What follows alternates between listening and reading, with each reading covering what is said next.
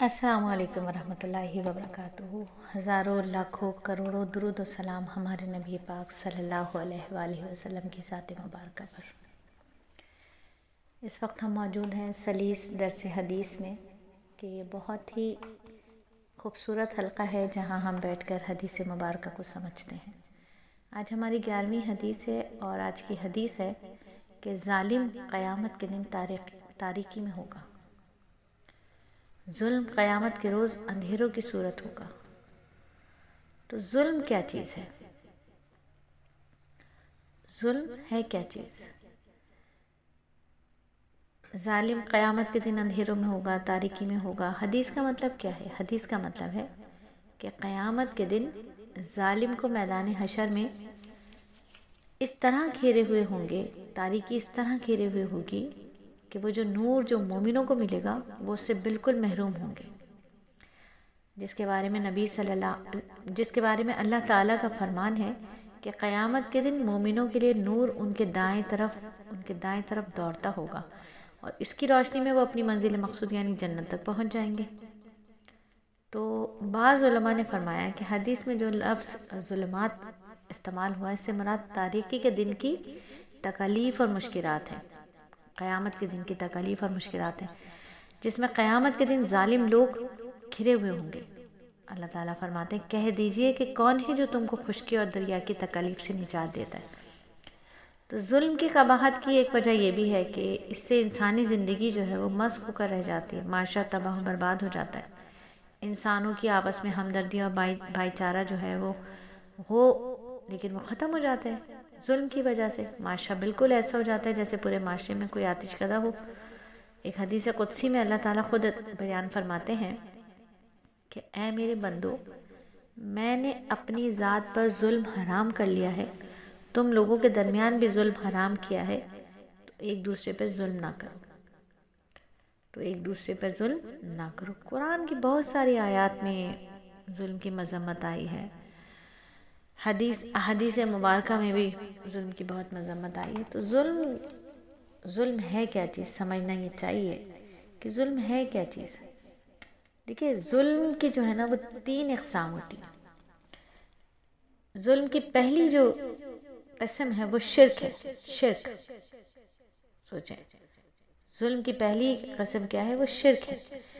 شرک ظلم کی وہ قسم ہے جس کو اللہ تعالیٰ ہرگز نہیں بخشیں گے۔ پھر دوسری قسم کا ظلم جو ہے وہ حقوق اللہ میں کوتاہی ہوتا ہے، یہ بھی ظلم کی ایک قسم ہے جس کی مغفرت ہو سکے گی، لیکن حقوق اللہ میں کوتاہی ہو جائے مغفرت ہو جائے گی، لیکن شرک کی مغفرت نہیں ہوگی۔ شرک ظلم عظیم ہے، اس کی مغفرت نہیں ہے۔ اب حقوق اللہ میں کوتاہی کیسے ہوتی ہے؟ دیکھیے ظلم کا مطلب ایک چیز جس کی کوئی ایک جگہ ہے، اس چیز کو اس کی جگہ سے ہٹا کر کسی اور جگہ رکھ دینا اور اس کی جگہ کوئی اور چیز رکھ دینا۔ تو حقوق اللہ میں جو ظلم ہوتا ہے وہ کیا ہوتا ہے کہ نماز کا وقت ہے اور ہم قرآن پڑھ رہے ہیں، تو یہ کیا ہے؟ نماز پر ظلم ہے، کیونکہ یہ وقت اس کا ہے۔ تو یہ حقوق اللہ کو ادا کرنا وقت پر، موقع پر۔ پھر تیسرے قسم کا ظلم جو ہوتا ہے وہ حقوق العباد کے خلاف ورزی ہے۔ یہ ظلم کی وہ قسم ہے جس کا بدلہ اللہ تعالیٰ لیے بغیر نہیں چھوڑیں گے، یعنی انسان کے حوالے کیا جائے گا، کبھی بدلہ لے لو اس سے۔ تو قرآن میں بھی اللہ تعالیٰ دعا کرنے کی ہمیں تلقین کرتے ہیں، ظالموں میں نہ ہونے کی دعا کرنا کہ اے ہمارے رب ہمیں ظالموں کے ساتھ نہ ملا۔ سورہ اعراف میں اللہ فرما رہے نا کہ یہ دعا کرو اے ہمارے رب ہمیں ظالموں کے ساتھ نہ ملا۔ تو ظلم سمجھ لی بات کہ ظلم کیا ہے؟ کسی بھی چیز کو اس کے مقام سے ہٹا کر اس کی جگہ کوئی دوسری چیز رکھنا، یعنی اس حد سے تجاوز کرنے کو ظلم کہتے ہیں۔ اگر کوئی شخص کسی دوسرے کے مال یا زمین پر ناجائز قبضہ کر لے تو وہ ظالم ہے، کیونکہ اس میں مال یا زمین پر اصل مالک کا حق چھین لیا۔ اسی طرح شرک کرنا بہت بڑا ظلم ہے کہ اللہ تعالیٰ کا حق چھین رہے ہیں۔ اللہ تعالیٰ کا حق ہے کہ عبادت میں اس کے ساتھ کسی کو شریک نہ کیا جائے، کسی کو ناحق قتل کرنا، کسی کو گالی دینا، برا بھلا کہنا، کسی کو تکلیف دینا، یہ سب کیا ہے؟ یہ سب ظلم ہے۔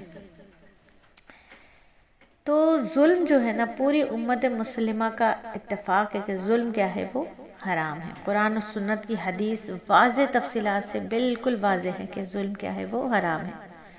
7 بڑے جو ہلاک کرنے والے گناہ ہیں نا، ان میں اکثر کا تعلق ظلم سے ہوتا ہے۔ ظلم قیامت کے دن ذلت ہوگا، ذلت آمیز اندھیروں میں ہوگا، ظالموں کو جہنم کے دہکتی آگ میں ڈالا جائے گا۔ تو ظلم جو ہے نا قیامت کے دن ظالموں سے مظلوم کے حقوق ادا کروائے جائیں گے، یہاں تک کہ سینگ والی جو بکری ہے نا، سینگ والی بکری سے بغیر سینگ والی بکری کا بدلہ دلوایا جائے گا اگر اس نے بغیر سینگ والی بکری کو دنیا میں مارا ہوگا۔ تو سوچیں میرا اور آپ کا کیا حال ہوگا۔ تو ہمیں ظلم سے بچنا ہے، ظلم کرنے سے بچنا ہے۔ مظلوم کی بددعا سے بھی سختی سے بچنے کو کہا گیا، کیونکہ مظلوم کی بددعا اللہ کے دربار میں رد نہیں کی جاتی۔ تو بس بہت بہت بہت احتیاط کرنی ہے کہ ہمارے ذات سے کسی کے اوپر ظلم نہ ہو۔ ایسا نہ ہو کہ ہماری وجہ سے کسی کو ظلم سہنا پڑ جائے۔ تو ظلم سے بچنا ہے کہ ظلم بہت بہت زیادہ گناہ ہے۔ حضرت حکیم لقمان نے جب اپنے بیٹے کو نصیحتیں کی تھی، قرآن میں ان نصیحتوں کا ذکر ہے، تو وہ حکیم لقمان کہتے ہیں وہ وقت یاد کرو جب لقمان نے اپنے بیٹے کو نصیحت کرتے ہوئے فرمایا، اللہ فرماتے ہیں قرآن میں کہ وہ وقت یاد کرو جب لقمان نے اپنے بیٹے کو نصیحت کرتے ہوئے فرمایا، اے میرے بیٹے اللہ کے ساتھ شرک نہ کرنا، یقین جانو شرک بڑا بھاری ظلم ہے۔ تو اگر شرک سے توبہ کیے بغیر مر گئے تو قیامت کے دن اس جرم عظیم کے لیے معافی نہیں ہے۔ تو اللہ رب العزت مجھے اور آپ کو ظلم کرنے سے بچائے اور ظلم سہنے سے بھی بچائے، آمین ثم آمین۔